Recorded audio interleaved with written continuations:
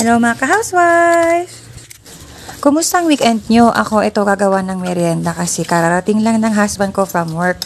Weekend ngayon, Sabado, pero nag-overtime siya. Kasi sayang naman yung OT. Hindi nga ito yung usual na ginagawa kong egg sandwich namin. Kasi wala naman kaming ham na pa-square. Ito na lang ham na ganito ginawa ko. Kinat ko ng small pieces. Dati kasi, ang inuuna kong ginagawa, naglalagay ako ng butter, tapos ilalagay ko na yung egg. Tapos ipapatong ko na yung sandwich, or no, yung bread. Tapos babaliktarin ko siya para yung bread naman sa kabilang side ang matotoast.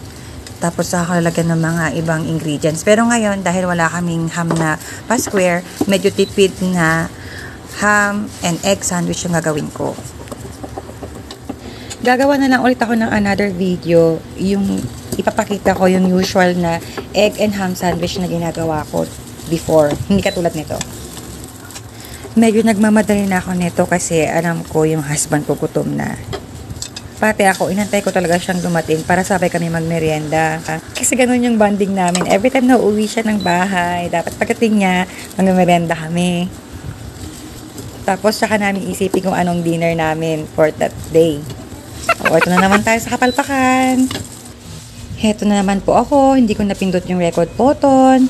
So, hindi ko na-record yung ibang sandwich kung paano ko ginawa. Ito, buti yung huli, nakita ko. So, tapos na yung aming sandwich. Nilagyan ko din ng tomatoes para medyo healthy. On the other side, gumawa ako, imbes na mag-soft drinks kami, naisip ko, gawa na lang ako ng iced coffee. So, isang sachet lang ng coffee ko, black, ang ginagawa ko dyan. Lalagyan ko lang siya ng small amount of hot water para matunaw yung kape. Tsaka ko na ilalagay yung mga yellow sa baso. Tapos niya, nalagyan ko naman ng water. Hindi hot, hindi naman cold. Yung sakto lang. And then, tsaka ko na ihalo yung coffee na ginawa ko. Mix-mix lang. Yan. Yung coffee na to, hindi siya ganun katamis, hindi matabang. Sakto lang. Kaya okay na to.